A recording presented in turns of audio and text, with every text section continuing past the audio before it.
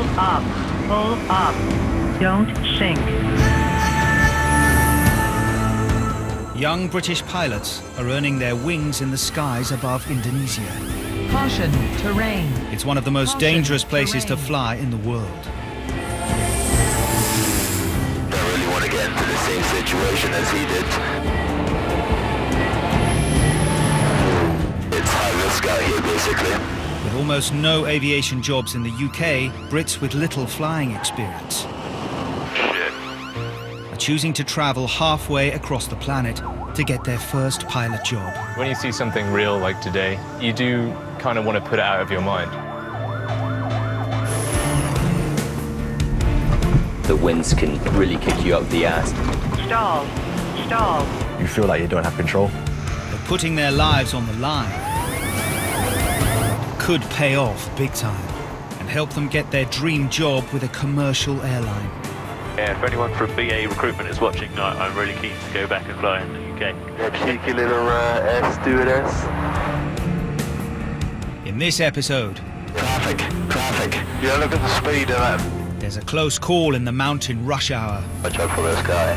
A pilot realizes how far he is from the Western world, They actually take it off at the second knuckle. and an election dispute gets out of hand. You don't want to get too close because you will get hit. We got to get out of here. Once there's blood, that's it.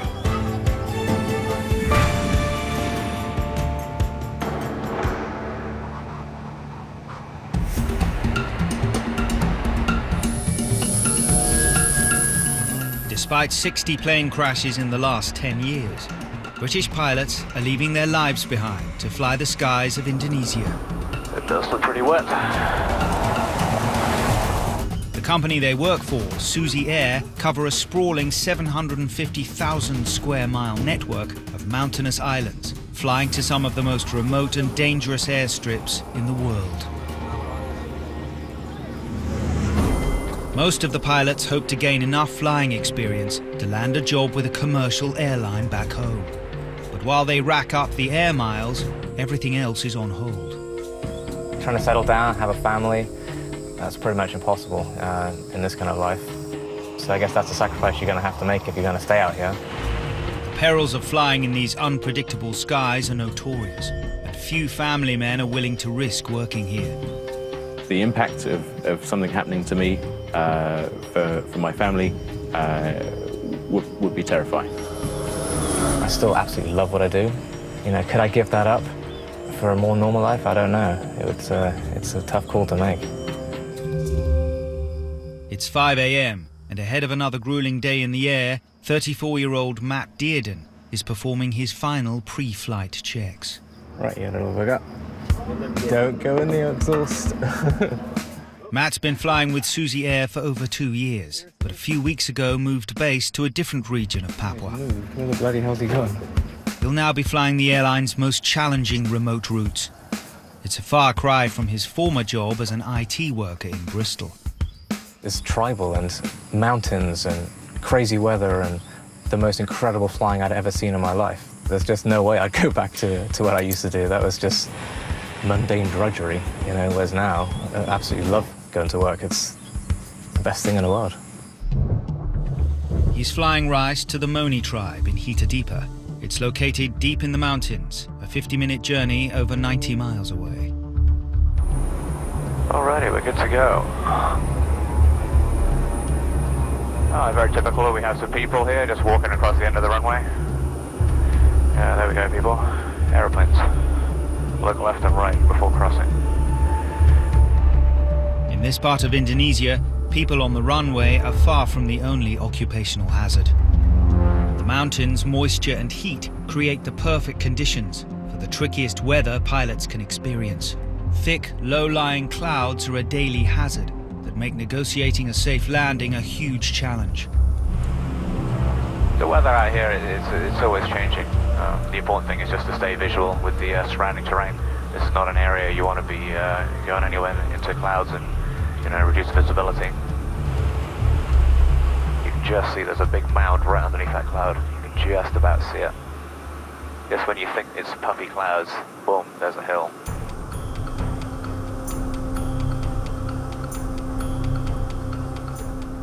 landing strip at Hita is located in the bottom of a steep-sided valley.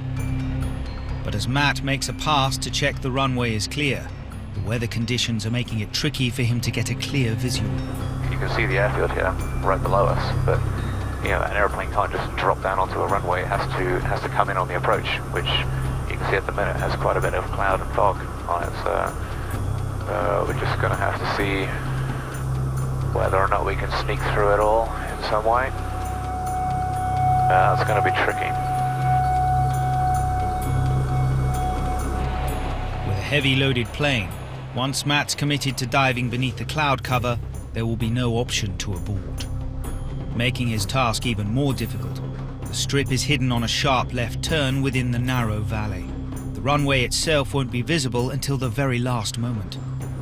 It's a hell of an approach, this one. You just have to wonder sometimes, why the hell do you build an airstrip in this position? Don't sink. Right now, this is as low as we could go before having to commit. If I went any lower, then we'd be forced to make that landing. He needs to use all his previous knowledge of flying here to make his final decision on committing to land. Pull up. Pull up. Yeah, looking at this, yeah, we can get under this layer here. And we are far too low in this valley to get out of it with the load we got on board, so we are committed to make the landing. Sink There is rate. no choice. Don't sink. Having gone beyond the point of no return, Still can't see the runway at this minute. Matt can only hope there are no new obstructions on the strip.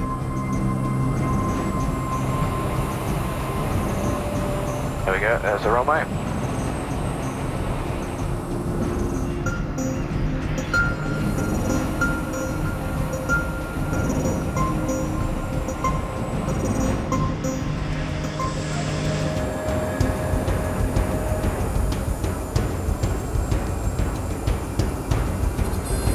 Matt touches down, but the wet grass is making it incredibly hard to slow the plane.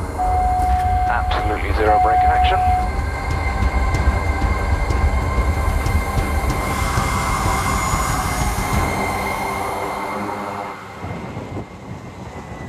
What a place to go at a runway. The Moni people have survived on hunting and highland farming for thousands of years. Much excitement. The rice has come in. But recently, these government-subsidized flights have provided the villagers with modern medicine and food supplies. The deliveries are welcomed, but it can often be weeks or months between flights. The job we're doing here, it's obviously a lifeline for these guys. So, you know, it gives you a sense of purpose. You're not just flying an aeroplane around for the sake of it. But Matt's takeoff is on hold. An argument has broken out in front of the plane. There's a lot of finger pointing, a lot of shouting.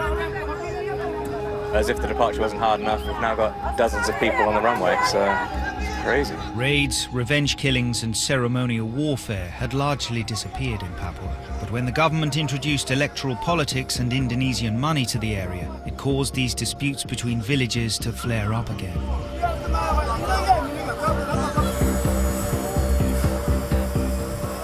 Things happen out here. I mean, sometimes they can arrive at the airplane with an arrow through their chest and you sort of medevacing them back to the hospital.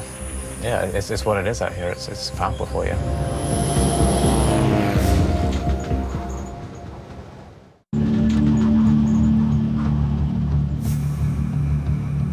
Indonesia's Papuan province contains the most hazardous terrain and weather conditions in the country, and it's home to some of the most dangerous landing strips in the world. They're at their most treacherous in the high altitudes and ultimate remoteness around the Papuan highlands of Wamena. For SusiAir pilots, flying these routes is seen as the ultimate challenge. And one adrenaline junkie, Danny Malan, is desperate to take on. For me, I think it's important to move up always in life, because if you stay at one level, I think I'll get really bored.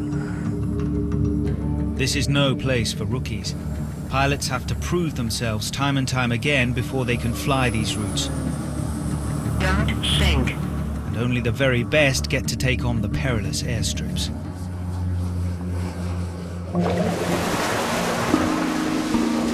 26-year-old South African Danny left his homeland in search of adventure and is determined to make the most of his time in Indonesia. I came to Indonesia just to see the area, and it was a great way to see Asia as well. Especially with all the holidays we're getting, it's a nice opportunity to just travel around and then to come and fly in Papua in the mountains here. It is a big challenge, but I like it. It keeps me awake. Having worked for SusiAir for 3 years, today Danny is taking a test to prove he's up to flying the extreme routes from Wamena. He'll be under the watchful eye of veteran British pilot Steve Walton. 3,800 feet. Basically, if I get this one more mountain strip ticked off, that'll mean I've been to all the mountain strips we've got here out in Papua, so it'll be a big accomplishment. To pass, Danny must execute a perfect flight, landing the 12-seater Cessna caravan in the small mountain village of Holuan, over 30 miles away. It is a test of his skill as a pilot and his nerves. The guys in Papua have to be at the top of their game. It does require a lot of training. Even small mistakes can claim lives. Pilots get too comfortable and then they slip up. A little bit nervous with Steve looking at me, make sure I do everything correctly by the books. Yeah, so definitely a little bit of pressure there. The test will take place under full flight conditions, with a plane full of passengers on board. Sky traffic, Bravo to Zulu is now rolling. Holuan is renowned for its strong winds, which frequently blow planes off course towards the surrounding mountains. It's one of the most notorious approaches in Papua. Substrips, you can't go in after 10 o'clock, otherwise history tells us that it's too windy and people crash, so we just don't go in. Have there been any SusiAir crashes over here? We had one crash, yeah.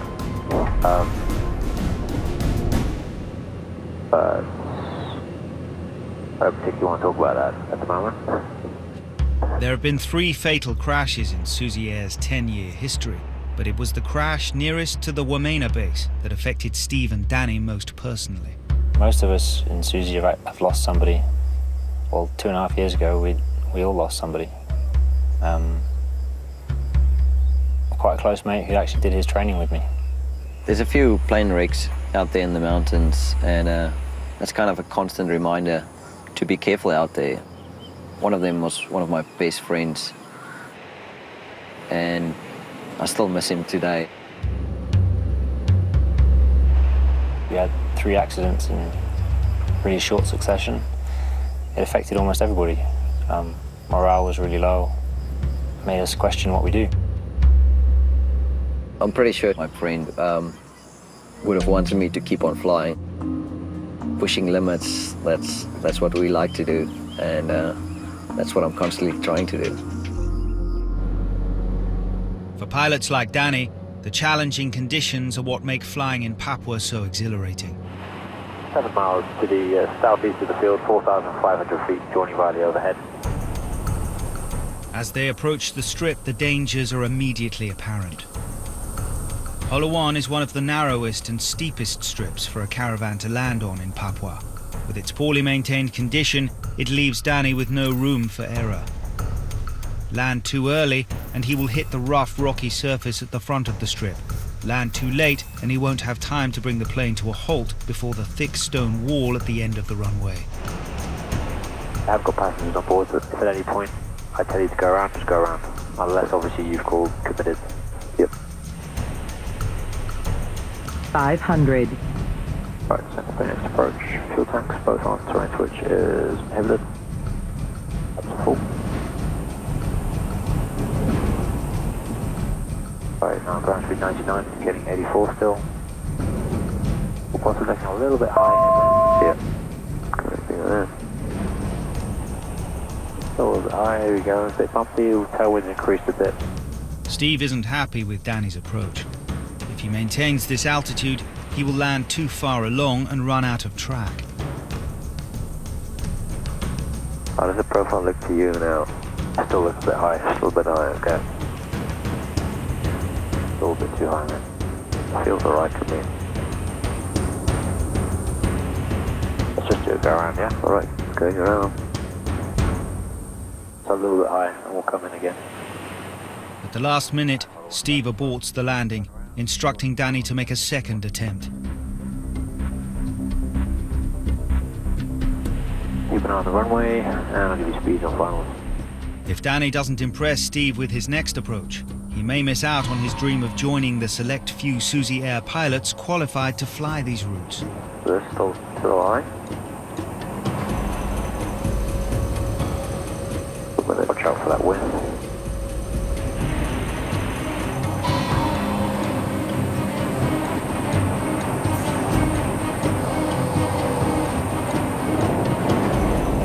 Watch out, slow down.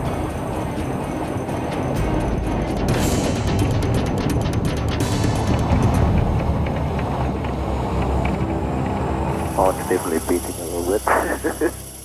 Danny's brought the plane down safely and smoothly. Yeah, I'm stoked. Yeah, I'm pretty happy getting this one done. I think I'll be comfortable flying in here on a regular basis with the passengers and a normal co-pilot. So yeah, I feel pretty good about it already. But it's Steve who'll decide whether Danny's done enough to progress to the ultimate challenge of flying these strips.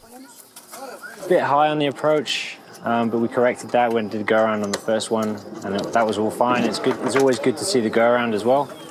He can self-check himself, empty into more mountain strips in the future, and then from there, always good to go. Danny is now ready for a move to Wamena to join the SusiAir elite, but for now he's returned to his base in Nabire. He shares a house with 4 other SusiAir pilots. They're all single. Balancing a family life with a job is next to impossible.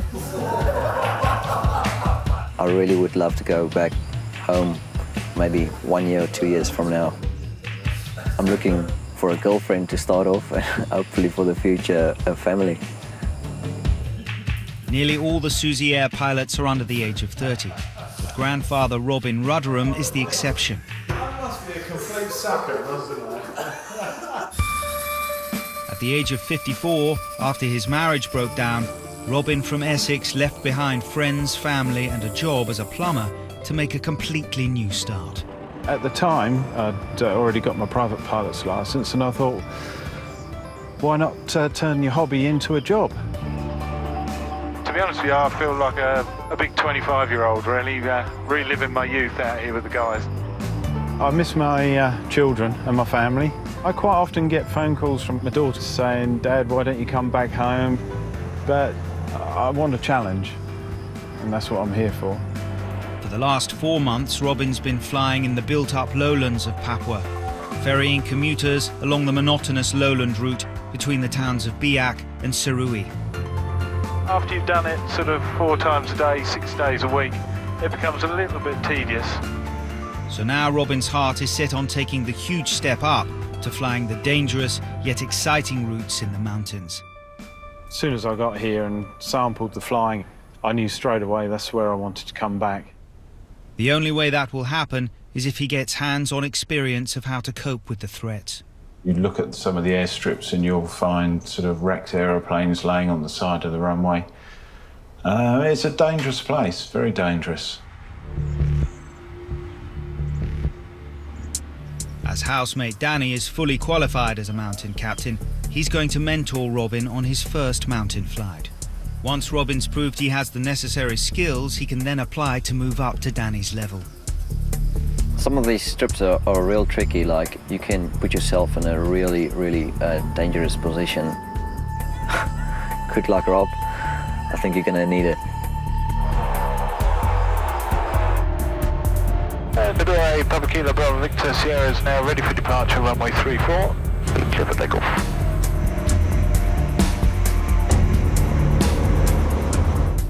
Danny may be less than half Robin's age, but in the mountains he's the veteran and Robin's his apprentice. Like if it's your first time in the mountains, you take it slow, man. Like I'd set up the aircraft at a slow airspeed, take my time, especially in the mountains. There's no rush. Big learning curve. It's like going from primary school to the high school. So your last year in primary school, you think you know everything, and you're back to level 1 again. That's right. Halfway into their journey from Nabiri to Fawi, there's a stark reminder of how badly things can go wrong as they fly over Pogapa, the site of 2 recent crashes involving other airlines. Yeah, this is where the guys had the accident. I can see clearly now both aeroplanes at the airstrip. Yeah, so... you can quite clearly see it now. It's run off the side of the runway. Yeah. And then the other aircraft at the top of the strip on the left-hand side is another one that's up to grief. Difficult to make out, but it definitely looks like damage to the front there. But you know, now you can see that the surface isn't all the greatest. It's not good, You can just imagine that with the slope as well. And if it's wet, how tricky that could be. It's quite daunting, really, to think how easy pilots have problems here. Sort of brings it home to you a little bit, doesn't it? Yeah. Just shows you how an airfield can catch you out here in the mountains.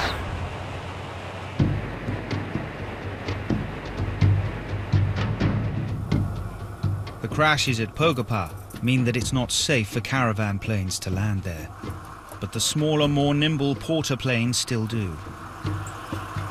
Today, solo pilot Matt Dearden is making the journey with an aircraft packed full of rice and local Moni people.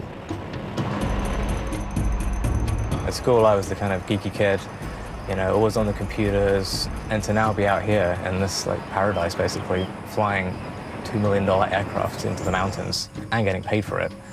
I mean, I wouldn't even have imagined it when I was a kid at school. And I suspect if any of my teachers are looking back at school now, they probably wouldn't have imagined that either. They would have probably imagined me sitting, as I was, in a 9-to-5 IT job in Bristol. Don't sink.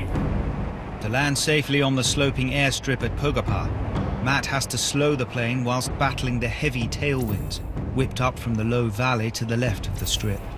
But slow too much too soon, he risks stalling the plane and landing heavily. He doesn't want to end up the 3rd crash on this strip. When you see a wrecked aircraft, it does bring it home, the risks out here, and you know, if you get it a bit wrong, it could be the last thing you get wrong.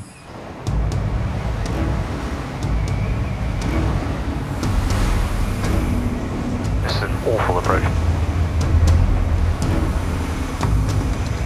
Very windy at the moment. Stall.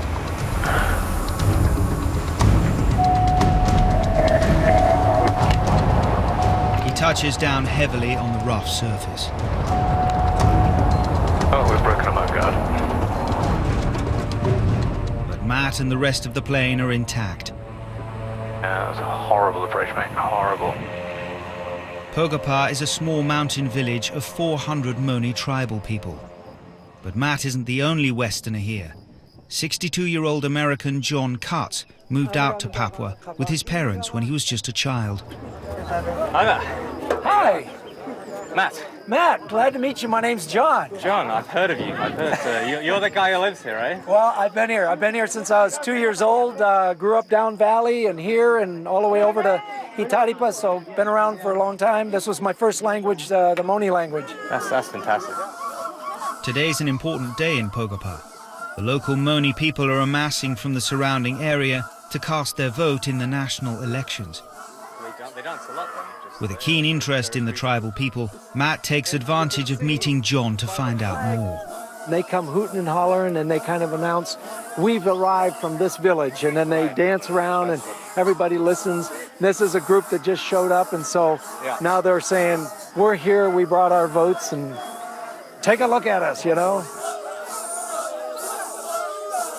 I mean, you certainly wouldn't get anything like that in England. I mean, you know, you vote for Tory or Labour or anything like that, you know, you're not going to be dancing down the streets of London going, Tory, Tory, you know, or anything Actually, like that. I don't know that any of our elections in any of our countries are quite as exuberant and in your face, kind of like here. Yeah. You know? I mean, so, you know, I've never seen anything like it.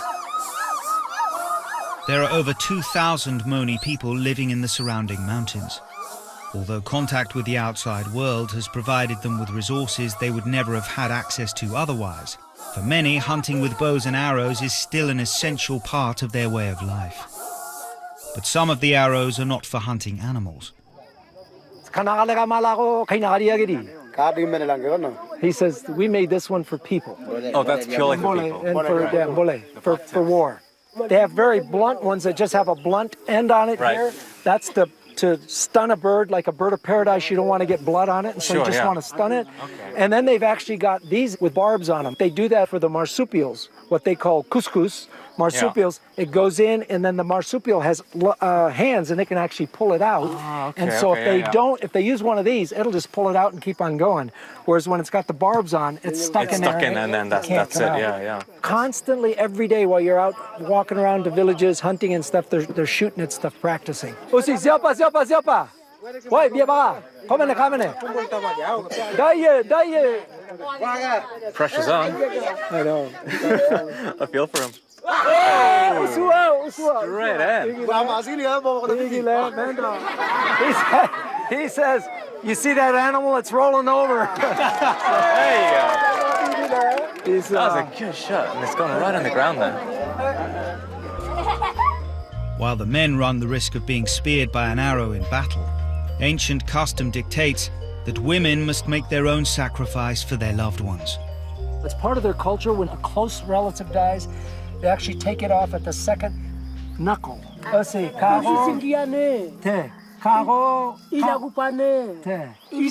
Many times it's their kids that they're cutting their fingers off for. She said, this was my dad. And she said, this was one of my sons. I took my finger off for that. That's just astounding. Like, it is. What they used to do is they would take the finger and they would put a little hole in it and they would hang it around their neck. So they literally were carrying a dried finger around their neck for 2 or 3 or 4 years later. And it would be, you would see people with these fingers dangling on their neck, and you would know that that was their reminder of their relative that passed away. Yeah.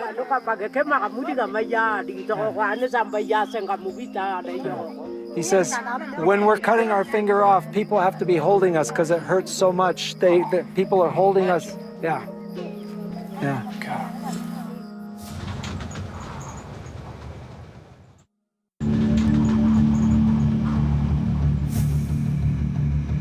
Working as a pilot in the remote tribal regions of Indonesia is one of the most exhilarating, rewarding jobs in aviation. But the job comes with sacrifices. We're probably going to expect a lot of traffic. Yeah. 56-year-old divorcee Robin left behind children, grandchildren and a stable job in plumbing to pursue his dream of flying in the mountains of Papua. It was a big wrench to leave. It was. Yeah, I won't deny that. But I'm not prepared to sort of sit in my rocking chair just yet. I want to live life and live life to the full. Today he's being mentored by experienced mountain captain Danny in the hope of proving he's up to becoming a mountain captain himself. Danny is taking him along one of the region's most hazardous routes. As you can see, mountains around us, left and right. Known as the Freeway, the 140-mile-long valley between Nabire and Mulia is the busiest mountain route in the whole of Indonesia. Traffic. Watch out for this guy. It's a far cry from the quiet routes Robin currently flies in Papua's lowlands. But you can see how fast it is, the closing break between two aircraft. Yeah, look at the speed of that thing. It's a tiny aircraft, that's why it looks like far away, but it's actually close. Many of the smaller aircraft using the freeway don't carry transponders, the device which allows them to appear on other planes' warning systems. So Robin and Danny are forced to keep an eye out. I think this is one of the helicopters that doesn't have it doesn't have a transponder. No, the mode. Let's keep the lights on so they can see us. It's all nice and good now, good weather, but just imagine the next flight we have a lot of cloud built up because it happens real quick in the mountains. So we can even have clouds between us and this guy when we won't have it visible at all. Traffic. But look at this traffic behind us rolling as well. There have been 128 crashes in just 20 years in Indonesia, and near misses are a regular occurrence on the freeway. I'm just going to stay right of track now. Yep. This guy might even level off 85. But if he's to become a mountain captain, the father of 3 will face these dangers on a daily basis, something his children are increasingly concerned by. My family do worry about me.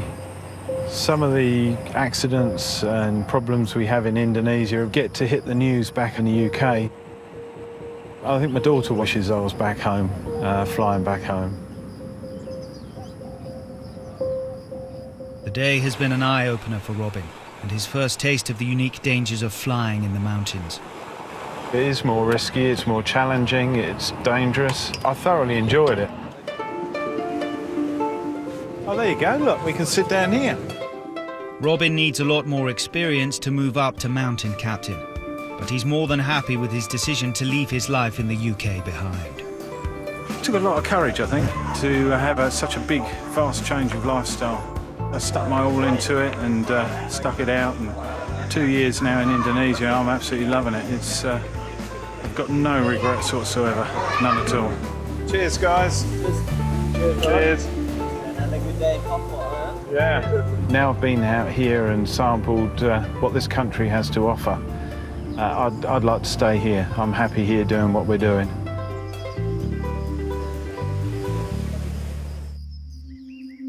Deep in the mountain heartland of Papua, Matt Dearden's landing in Topogapar has cost him a mudguard. He needs to remove it to avoid it becoming dislodged on his next flight. There you go. Another casualty of Papua. But he's lucky that's his only problem. Things went far worse for the pilots of the nearby wreckage of recent crashes. It's always a harrowing thing seeing this is, you know, a pretty new-looking airplane. And yeah, here's where it's laid to rest. No passengers on board, just the two pilots. Apparently they walked away, so they were pretty lucky for that. This must have come in pretty bloody hard. The left wing's got a ferrule dent in it, so it's probably got a bit of twisting force there, and it's just cracked this window here. Crashes in Papua are unfortunately frequent.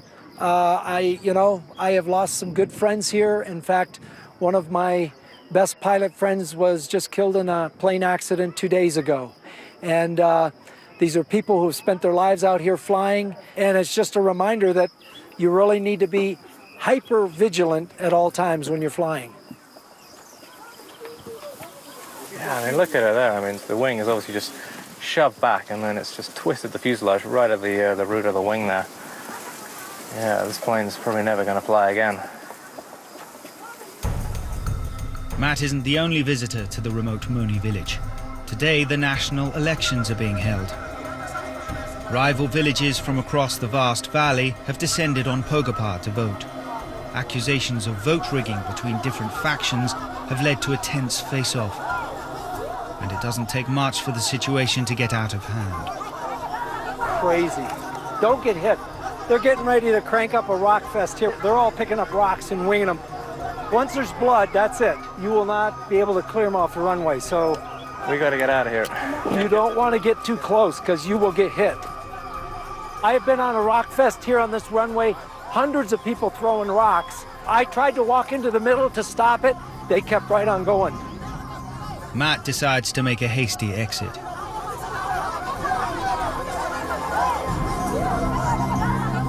What a strange end to a beautiful day. Yeah, there's a lot of tension in the air, I guess. Guess that's politics for you.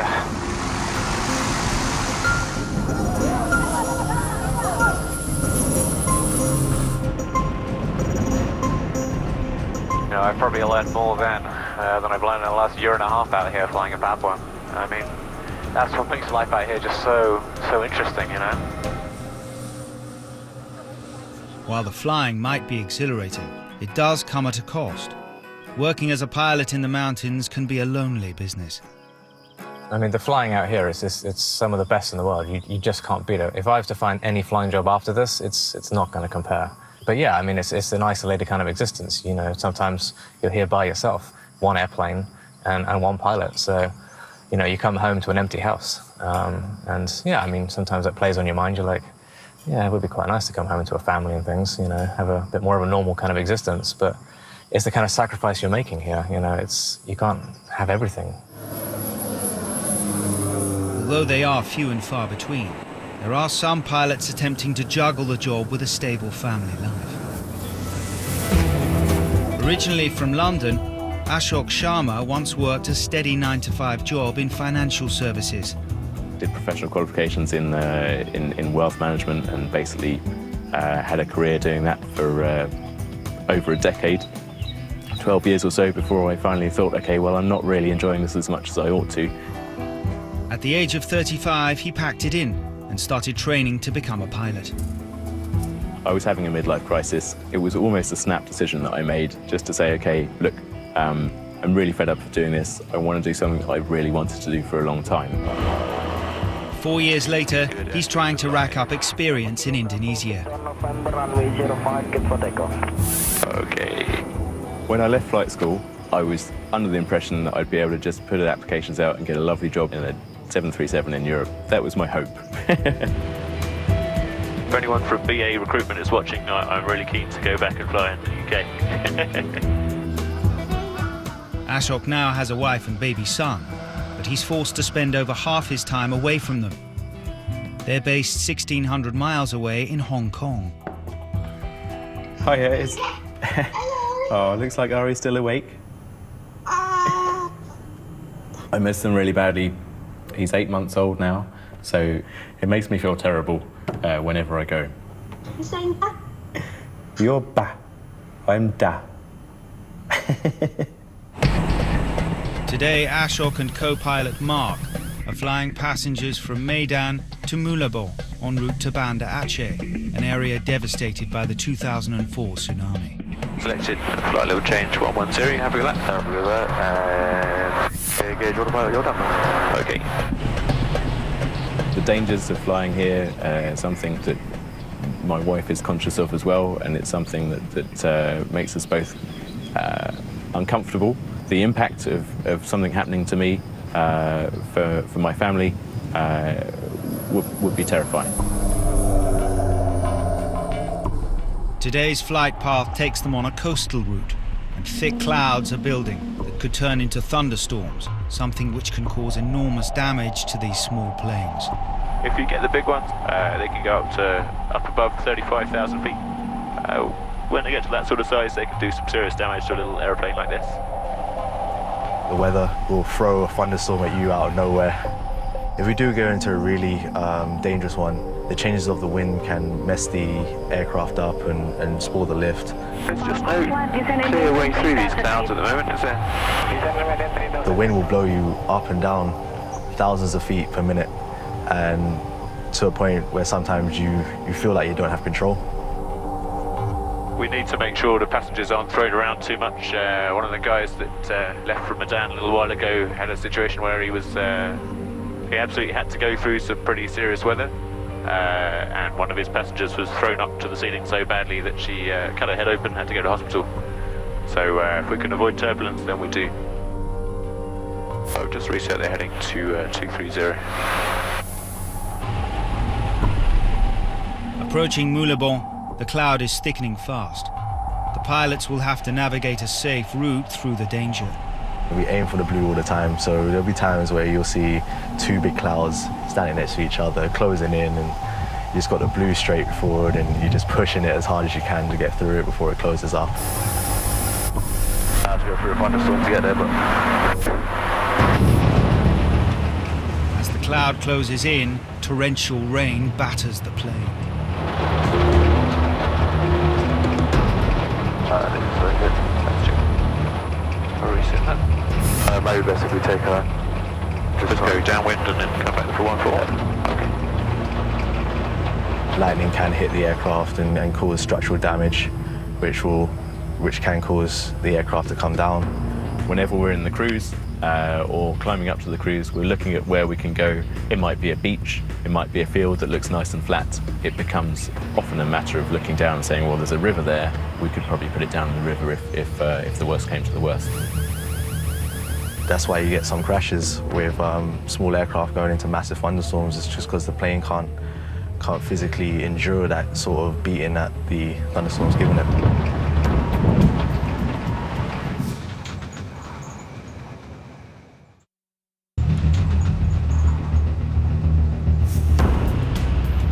To the left, go through that gap over there. En route to Banda Aceh in the north of Indonesia, pilots Ashok and Mark are trying to navigate their small caravan plane through heavy thunderstorms. As they near the landing strip at their first stop, Moulabon, Ashok will have to decide if the conditions are safe enough to bring the plane down. Alright, so we've got over 5k viz. Despite the torrential rain, he's confident the visibility is good enough to attempt a landing.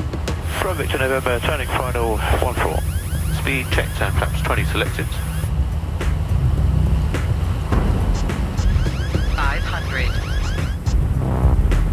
And I'll go easy on the brakes as well, so yeah, well. With so much water on the runway, aquaplaning is a major concern. They could lose traction and skid off course.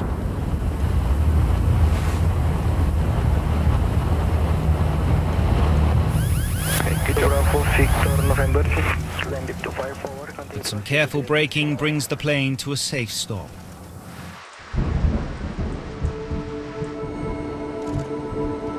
This region of Indonesia was left devastated by the Boxing Day tsunami in 2004. SusiAir was one of the few airlines willing to land in the area in the immediate aftermath of the disaster. The goodwill the company generated in those months has helped fuel its success ever since.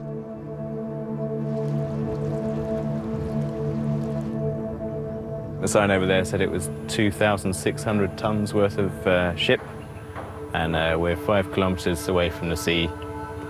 So that's a big old ship that's been shifted by a very powerful wave.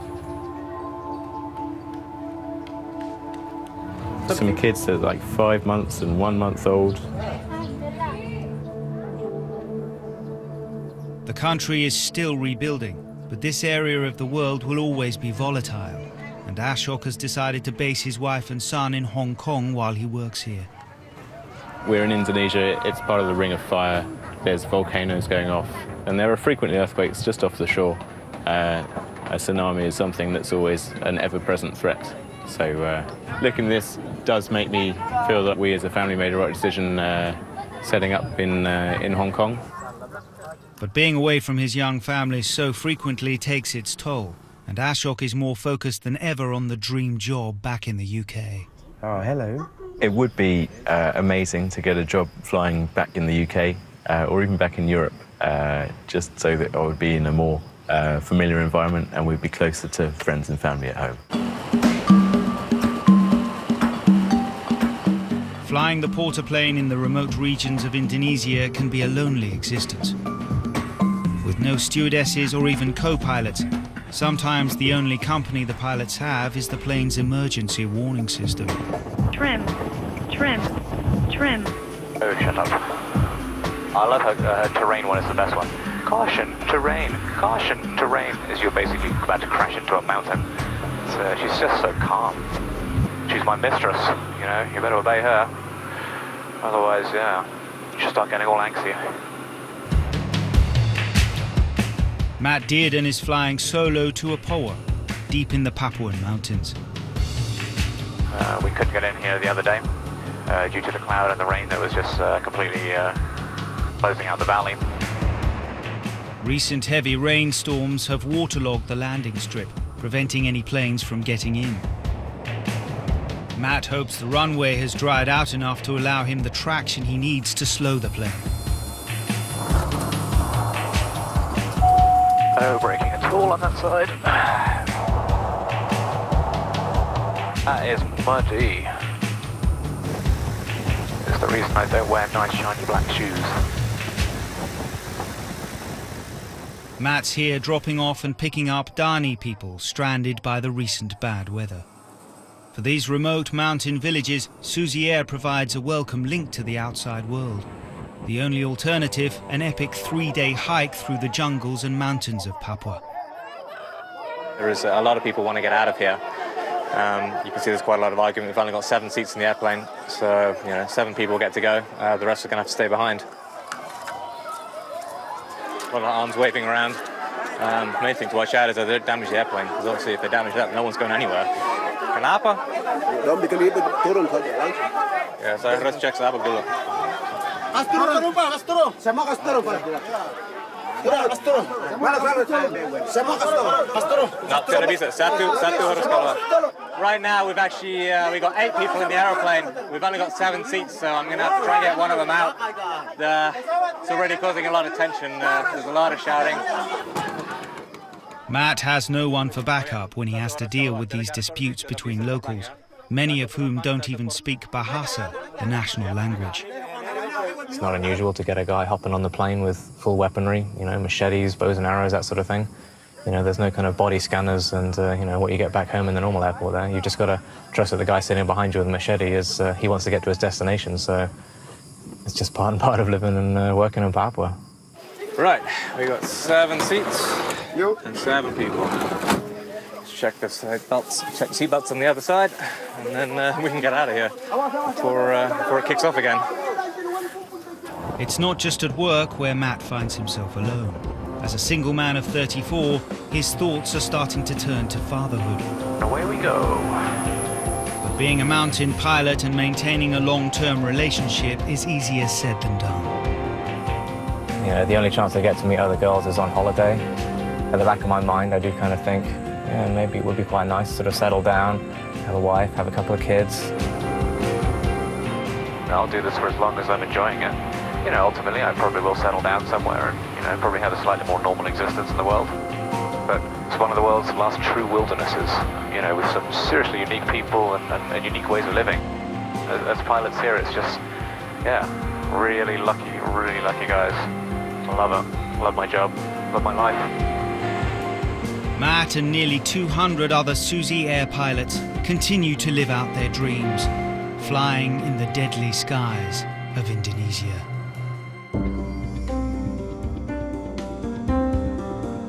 A look at a mounting trend tomorrow on 4. Get a piece of deceased beasts with all creatures great and stuffed. That's at 10. Now, Sunday night we had magic, escapism, illusion and Barry from EastEnders catch up with episode 1 of the brilliant Houdini on 4OD. Class is in session next though, the brand new series of Educating the East End on the way.